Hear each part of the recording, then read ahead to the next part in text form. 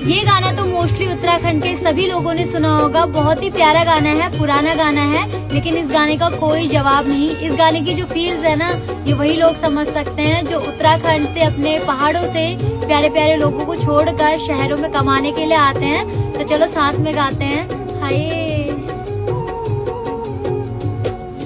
गाँव छुटी गे, घर बार छुटी गे, परदेस जाना माँ बिरुजिया भोरी गे, पहाड़ छुटी गे, पराण झुरी गे, माज का आंसू देखी मेरो दिल टूटी गे।